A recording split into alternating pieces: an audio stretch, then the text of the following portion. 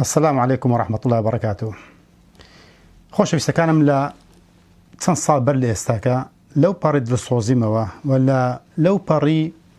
هاوغەمیم بۆ هاودینەکانم، هاوقیبلەکانم، هاونیشتیمانەکانم و هاوزمانەکانم زۆر بە ئاگاییەوە پێم وتن داواتان لێ یەکەم هۆشیار بن بەوەی کە ئێمە لە سەردەمێک داینە کە سەردەمی دراوێکی دەجالیە.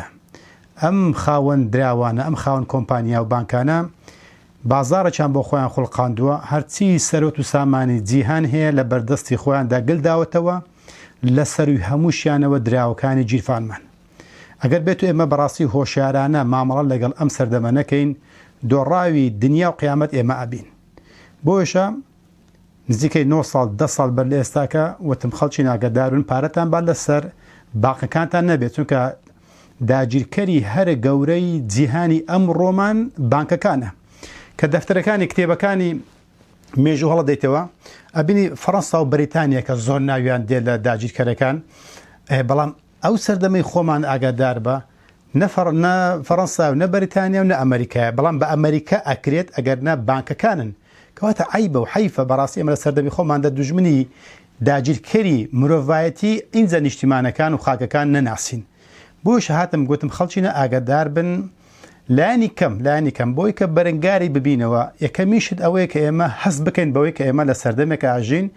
کە پارەی جیرفانمان، پارەی حکوومەتەکانمان لەژێر کۆنتڕۆلی ئێمەدانیە. باشترین کاردانەوەش وە باشترین چالاکی کە ئەنجام بدەین بۆی کە بەرەنگاری ئەم سیستەمە دەجالی ببینەوە ئەوەیە کە پارەکانمان بکەین بە زێڕ و زیو، بۆ چونکە ئەمە دووکانزا لە بەردەستی خۆماندایە و لە هەمان کاتیشدا ئێمە بە هیچ شوێکە قەرز نەکەین، چونکە سیستەمی ئەمڕۆ لەسەر قەرز ئەڕوا، قەرزێکی ڕیبەوی و ئەم قەرزەش کە ئیداد کە باسم کردووە چەندین جار ئەم پارە نییە، هەر ناوێنراوە دراو ئەگەر نە پارە نییە، تەنها وەرەقەیەکە کۆپێکاو و ئەو ڕقەمێکە بەخۆی بێوێ لەسەری دانێ جە 5 بی 10 بێ 25 بی 100 بی 1000 بێ، تەنها ڕقەمە، هیچ یعنیەوە نەی بڵێ ئەمە نرخێکی هەیە بەهایەکی هەبێت. بۆشە لەو کاتەوە بزانە سەر ئەو ڤیددیۆم بکە تاخوا ئەو کاتە هەر ڕیشم سپی نەبوو، تازە خەریکە دووسێ داوی سپی لێ شین بوو، بەڵام بزانە داوای چم کرد. وتم ئاگدار بن، ئاگدار قسەی من نیە، قسەی هەموو زانایەکانە. باشە هەڵێن ئاگدارە بۆ ئەم ڕۆژە ڕەشە، بۆ ئەم ڕۆژە ڕۆژە خواردن لە ماڵی هەبیت، ئەو پارەی لە ماڵە هەتا پەتا پێت بکرێت بیکە بە زێڕ و زیو. ئەگەر ئەو کاتی بە قسەتان کرد بامە، یعنی چەند قازانستانە کرد. من ئەڵێم بۆ ئەو کەسانێک کە ناتوان یاخود پارەکان بەشی بەگەڕخستن ناکات، یعنی بەشی خانوو ناکات، بەشی معاملەیەک ناکە، بەشی بزنسێک ناکات، مادەم ئەو پارێکە دادناوە بڕۆ بیکە بە زێڕ و بە زیو. لە دوای ئەو کە بەخسەشان نەکردم دیتم هەر ینی دیسان پێم باش کە ئەپدەیت چەند جارێک بکەم بۆ ئەو کەسانەی کە تازە پێگەن، کە تازە پارێکیان کەوتۆتە جیرفانەوە یاخود تازە ئاشنانە بە دەرسەکانم، بۆی کە چەندین جار بۆیان ئەپدەیت بکەمەوە، نوێکاری بکەم و بە بیریان بێنمە بۆی کە ئاگادارن پارە لە ماڵەوە دامنن بەڵکو بیکەن بە زێڕ و زیوە. ئەو کاتە دیسانەکە کە یەکەم جار کە باسم کرد ئەو کاتە نزیکەی ئۆنسەیەک با بڵێن 6 میسقالێک بە 10 وەرەقە بوو تەقریبەنە. لە دوای ئەوە سەبر ئەمزانین بەرزە بێت لە بەرەی سیستەمەکەی شارەزا بووینە. ئەزانین کە ئەم سیستەمە بەخۆی سیستەمی هەڵ ئاوسان، یان ئەبێ بەرز بێتەوە، هیچ علاقەی بۆ دانیە بە قسەی فڵان و فڵان، ئیلا ئەبێ بەرز بێت، چونکە سیستەمەکە لەسەر قەرز ئەڕوا تا قەرز زیاتر بێ، زیاتر پارە کۆپی بکرێت، ئیتر ئەم نرخی زێڕ و زیو ینی هەموو شتەکان بەهایان بەرزە بێتەوە، یا زێڕ و زیو بەهایەکەی بەرزە بێتەوە و کاڵاکانی تریش وەکو سوتەمەنی و هاتوچۆ و ئیتر ئەو ڕۆکارە بە دام و دەستگاکانی حکوومەت وەکو ڕسومات و بەناوکردن هەموو بەرزە بێتەوە. ئەبێ وابێ سیستەمەکە وایە، یعنی ئەوە نێ بڵێ ئەمە بەچیە زای نەخۆ هە سیستەمەکە وایە. بۆشە ناچار جارێکی تر بۆتان ئەپدەیت بکەمەوە بە پێچەوانەی دۆلار لێرەدا بەهێز بوو، با بڵێن زیندوو بوو، لێرە مرد. ئێستا زێر بە پێچەوانەوە لە بیدایەتە نرخەکەی چەند بووە؟ 1 ئۆنس زێر یعنی 6 میسقال زێر بە 65 دلار بووە. سەیریکە لە ساڵی 1970 بەرز بێتەوە چەند دلار دابەزیوە ئەو بەرز بۆتەوە. باشە هەستاوە سەیرکەن ئەمە سای چەندە 2011 دوای تۆزێک شکاوەتەوە دیسانەکە ئیسان بەرز بۆتەوە، بەڵام قەت نشکاوتەوە بۆ ئێکوان ئەوە بەس لە زۆر شکایەکە وێلی هات بۆی داڕمانەکانی کۆمپانیەکانی لێمان برادرس، گۆڵمان ساکس و بانکان لێمان برادرس کە مۆزوعێکی ترە، کەواتە لە سای 2019 سەیریکەن 1 ئۆنس زێر لە 6 2019 گەیشت 1409 دۆلار دیقەت بدەنێ پەیماننامەی بروتون ووت سعرەکەی دیاریکرد بوو 35 دۆلار ئێستا کە بە 1400 دۆلارەیە لە سەیری ئیخباری سیاسیەکە ئەکەن یاخود تەندروستیەکەن یا هەر ئیخبارێکی تر بێت یەکسەر ئەماکەنە هۆکاری هەڵکشان و داکشانی زێڕۆزیوەکەیە لە کاتێکا لەو کاتی ئاماژەم پێکرد بزانت چیاڵێ بە دۆزینەوەی ڤاکسین پێم وان نییە ئەم کێشەیە چارەسەر بێت و چارەسەریش نابێت بۆیە ئەم دابەزینە پێم وابێ کاتیە من بم بێگومان 1 گرام زێڕ نافرۆشمەوە بۆ چونکە من بە کاتی ئەزانم یاخود زەختێکی سیاسیش ئەگەر هەبێت یعنی جگە لە دۆزینەوەی ڤاکسینەکە و ئەگەر زەختێکی سیاسیش هەبێتن هەر بۆ ماوەیەکی کەم واکەن کە نرخی زێڕ داببەزێ یاخود ڕابگرن ئەجینا لە دەفعەیەکی ترە پێم وایە زۆر بەرزە بێتەوە چونکە کێشەدارایی و ئابوووریەکان کە ئەیمە ئەیبینین زۆر قوڵترن بە ڤاکسینێکی کۆڕۆنا یاخود بەنەمانی کۆڕۆنا کۆتایی پێنایە چونکە کێشەکان زۆر لەوە قوڵترن بۆیشە یعنی دووبارە یەکەمەوە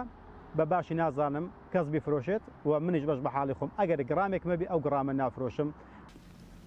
تەمەش لەوێش ئاماژە پێ گوتم برا دۆزینەوەی ڤاکسین و نەمانی کۆڕۆنا و بنبڕکردنی کۆڕۆناش هۆکار نییە بۆ ئەو مۆزوعانە ئەگەدارم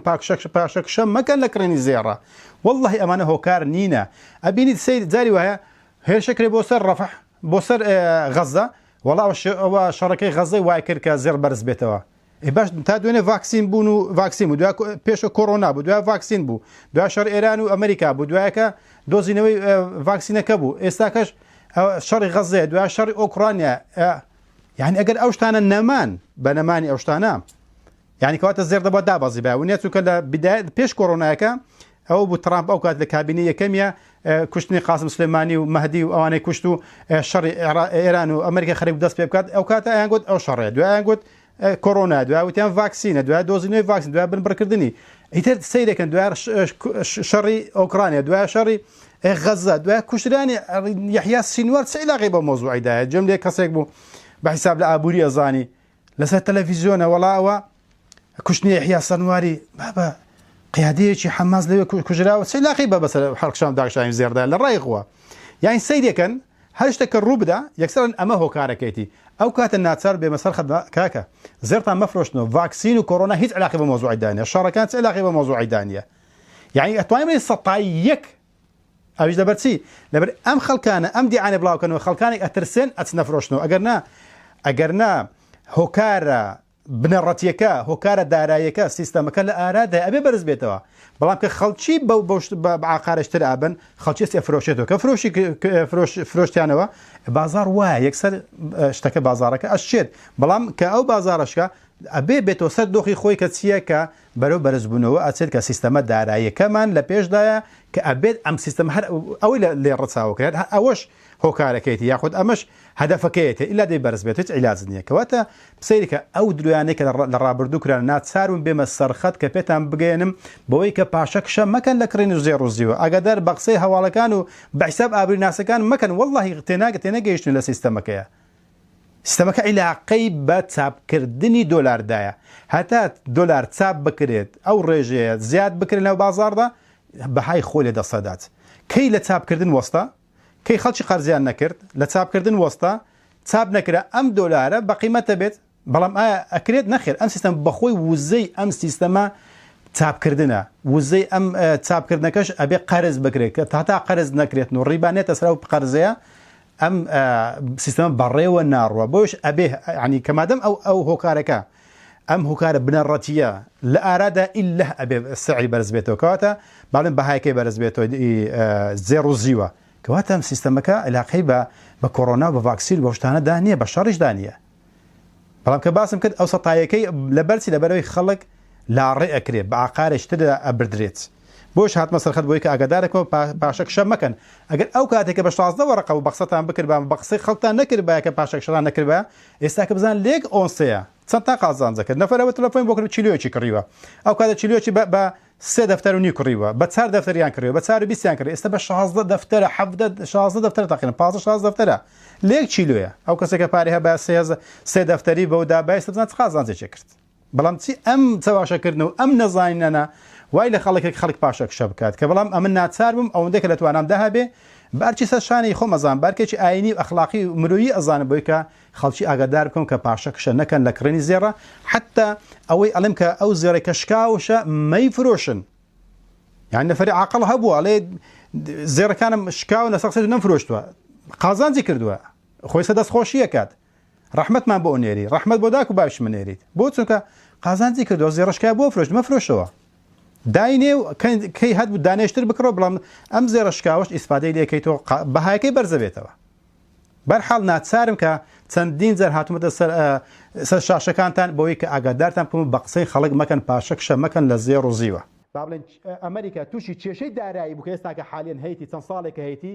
دۆلار چاپەکەن هیچی لەگەڵدا نادرێت ئەو کات ئەزانی کە زێڕ بەرزەبێتەوە ئێستا کەش بۆ 2021 بۆ نمونە پێشبینی ئەکرێت زێڕ زۆر بەرز بێتەوە ئاگادار بن وەکو هەواڵێک پێتان ئەگەێنم کە ئێستاکە نرخەکەی بەچەندە بە 1874 دۆلارە ئەو دەمە ئەڵێن یعنی کە بڵێم 18 دۆلار 18 وەرەقە و نیو بەداخەوە ئێستاکە بیستین لە کوردستان ئەفرۆشن لەبەرچ لە بەرەوەی هۆشیاری ئابووریان نییە شارەزاییان لێ نییە لە کاتێکە لە سەرەتای کۆڕۆناوە من وێنەکانم نیشاندان بۆی کە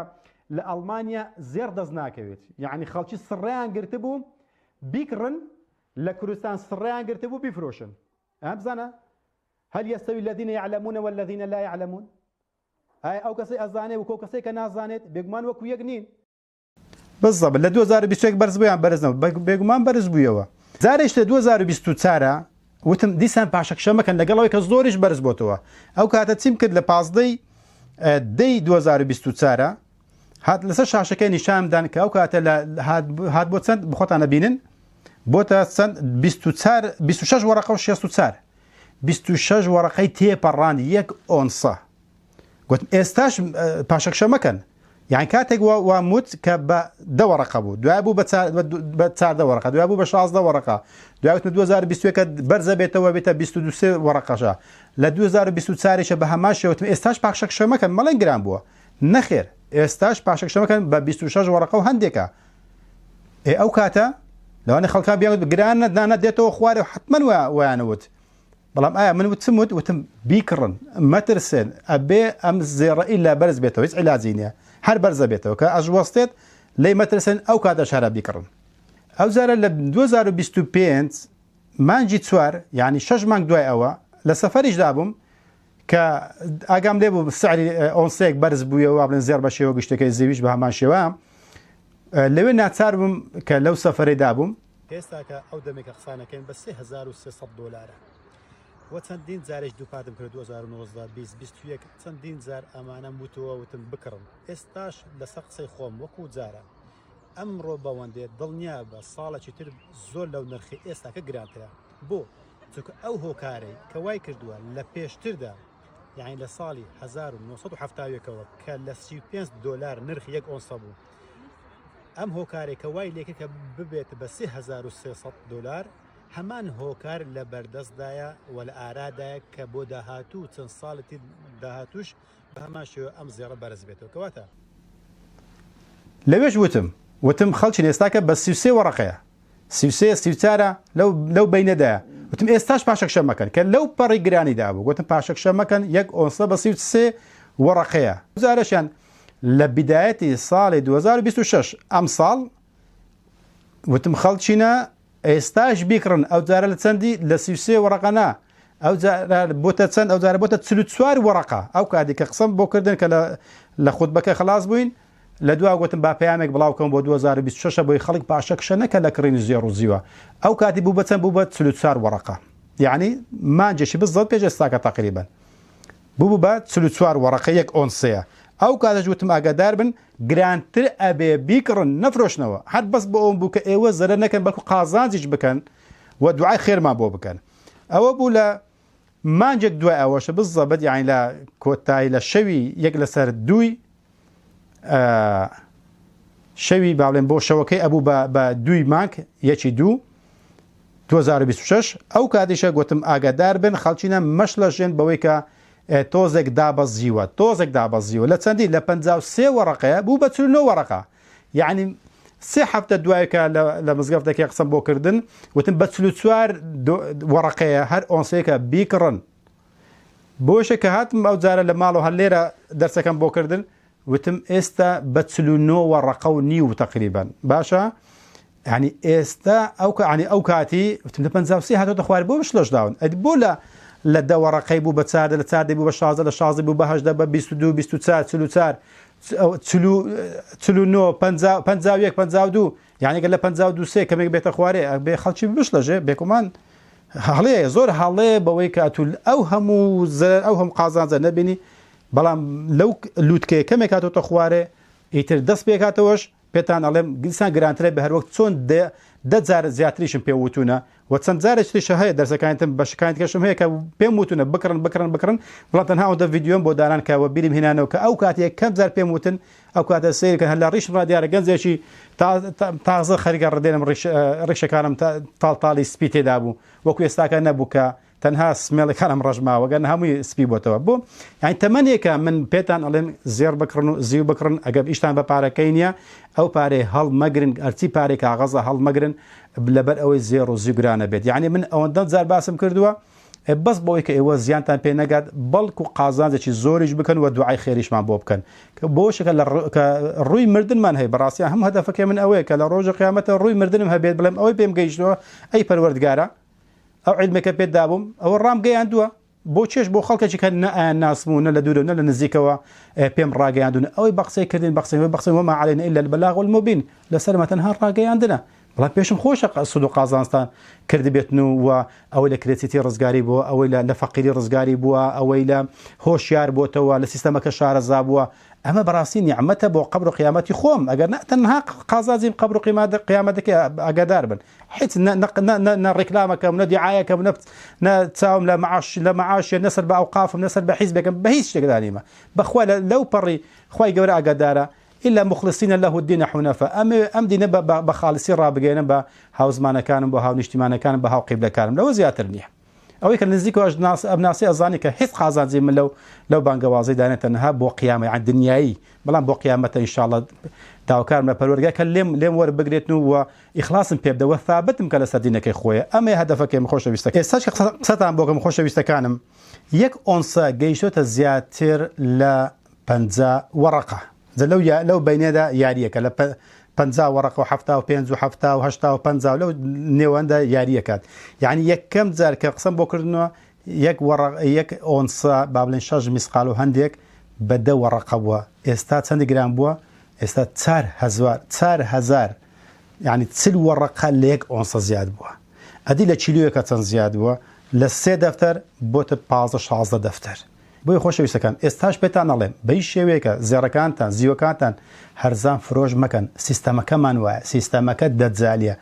هەدەفەکەش هەر ئەوەیە یعنی لەسەر چەواشەکاری بنیاندراوە لەسەر هەڵە ئاوسان بنیاندراوە لەسەر قەرزێک بنیاندراوە کە پارە نییە پارێک چاپەکرێت کە کاغەزە هیچ قیمەتی نییە ئەمە چاواشەکراون گرنگ ئەوەی ئێمە بەهۆش خۆمان دابین و ئەگەر یان ئەوانە ئێستاکە سیستەم ئێستاکە داگیرکردنی ئێستاکە بە پارە دێتە ناو وڵاتەکەتەوە پارەکەت ئەمرێنی پارەکەی خۆی زاڵەکە بەسەردا کە پارەکەش زاکە بەسەردا ئیتر ڕۆحی ئابووری خۆی ڕۆحی سیاسی چییە وزەی سیاسی ئابووریە وزەی ئابووریش دراوە یعنی هەموو شتێک بە دراو بەسراوەتەوە نە سیاست پێکرێ بە بێدراو نە ئابووریت پێکرێ بە بێدراو نە گەشت پێکرێ بە بێدراو نە بنیادنان پێکرێ بە بێدراو دراوکەش لەبەردەست چێدا لەبەردەستی ئەمریکایدایە ئەمریکاش خۆی نییە ئەمریکاش کۆمپانیا مەزنەکان و خاون ئایلە دۆڵەمەندەکانی جیهانن چاواشەکارەکانن ئەم ئەبشتانە خۆت بە خۆتان بینی کە چۆن حکمی خەڵکی کردووە کە چۆن گەورەکانی تەسویر کردووە و چۆن بێکەوە گۆشتی منداڵەکانیان خواردووە یعنی ئەمانە ڕامان ناچڵەچێنی بۆی کە بزان ئێمە لە سەردەمێکە ئاژین یعنی ئیلا بێت دەجال خودی خۆی بێ بڵێ من دەجالم ئەمانە دەجالن والله بە چاوی سەر خۆی بینم کە ئەمانە چەند ساڵێک ئاوارەکەم ئەوانە خوێن خۆرن ئەمانە پارە خۆرن ئەمانە خراپەکارن ئەمە فاسیدن هەموو شتێکن بۆی خۆشەویستەکانە پێتان ئەڵێم لە ئێستاکەشەوە ئەرکێکی ئەخلاقیە ئەرکێکی ئاینیە ئەرکێکی مرۆییە بۆ هەموو کەسێک کە شارەزایە دەوروبەری خۆی ئاگادار بکاتەوە بڵێن کاکە ئەو پارە جیفارمان تەزویرە تکاتان لێ یەکەم ئەگەرتانەوێت ئیفلاس نەکەن ئەگەرتانەوێت بەرەنگاری ئەم سیستەمە بنەوە نەقەرز بکەن یەکەمیش لە باقەکانە بەیشەوە لە بینی خۆمانەوە هیچ ئەمە قەرزەکەین بەڵام نە لە حکومەتە قەرز بکەن نە لە بانکە قەرز بکەن نە لە سەرمایه‌دارەکانە قەرز بکەن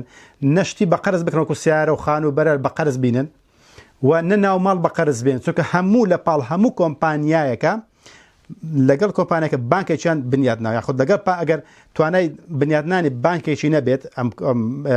ئەم کۆمپانیایە لەگەڵ بانکێکی ترە ئیشەکات کە هەمویان بێکەوە ئیشەکەن کۆمپانیەکە باڵێن فرۆشتنی ناوماڵ باڵێن فرۆشتنی قەنەفە فرۆشتنی مۆبایل فرۆشتنی سیارە یاخود دروستکردنی سیارە بە هەمان شێوە بینێ ئەوغانی لە ئەوروپا و ئەمریکا هەنا ئەوان هەموو یان باقی خۆیان هەیە لەگە باقیکە ئیشەکەن ئەم باقانە ئیشیان بڵاوکردنەوەی قەرزە بڵاوکردنەوەی قەرز یعنی گرانبوونی شتومەکەکان لە داهاتوودا یعنی گرانبوونی زێڕۆزی لە داهاتوودا یعنی بە قەرزدارکردنی نەوەکانمان لە داهاتوودا ئەوان ئیشەکەن بۆ چەند ساڵێکەیە بۆش لە ئەنجامی ئەو هەموو قەرزەی کە بۆ ناوماڵ کە بۆ مۆبایل کە بۆ سیارە کە بۆ بنیادنان کە بۆ حکومەت کە قەرزەکات لە ئەنجامی ئەو هەموو قەرزە ئەم وزە ئەدەین ئێمە عنی ئەوەی کە قەرزەکات وزە ئەدا بەو سیستەمە ئەم سیستەمە لەسەر قەرز بنیاندراوە بۆیشە ئەم قەرزە تا بکرێت بە زیاتر پارە کۆپی بکەن یعنی ئەمە سیستەمەکە وایە بۆشە خۆشەویستان پێتان ئەڵێم ئەرکێکی ئەخلاقیە ئاینیە هەمووان دەبێ بەرەنگاری ببینەوە بەوەی کە زێڕۆزی و بکڕین لە زیاتی پارە لە ماڵەوە دابنین بەڵام ئەگەر بتوانین کەسێک ئەو پارە ئیش پێکە بازرگانی پێکە بنیادنانی پێکات مەزرعی پێ بنیاتەنێ ئەم شتان نە باسی کەسان ناکە ئەمە شتێکی باشە هەموو کاڵایە هەموو شتێکی باشە وەگەڕخستنە بازرگانیە ئاودانکردنەوەی زەویە ئەمە شتێکی باشە بەڵام ئەو کەسێک کە پارەی دانراوی هەیە با پارەی دانەنێت بەڵکو زێڕۆزی دابنێ ئەمە یەکەم هەنگاوی بەرەنگاربوونەوەی ئەو سیستەمەیە و لە هەمان کاتیشدا قازانجێکی قازان دنیایشەکەی بە هەمان شێوە کەواتە خۆشەویستەکانم ئەم ئەپدێتە بۆ ئەو بووە کە بۆ داهاتووش ئاگادار بین زێڕۆزی و زۆر بەرزە بێتەوە هەروەک چۆن ئەوە 10 جارم پێوتونە 20 جارێکش پێتان ئەڵێمەوە بۆ داهاتووش زێڕۆزی و زۆر بەرزە بێتەوە عەقڵە و کەسەیە کە ئەو پارە دانراوی کە لە ماڵ هێتی نەک خانەکەی بفرۆشی نەک ئاردەکەی بفرۆشی باسیوان ناکەین ئەڵێن ئەو کەسێک کە پارە دانراوی هەیە بابیکە بە زێڕۆزیوە چونکە لە داهاتووشدا زێڕۆزی زۆر بەرزترە بێتەوە هەروەک چۆن لەو 10 ساڵی ڕابردوو پێم گوتونە والله تعالى أعلم والسلام عليكم ورحمة الله وبركاته.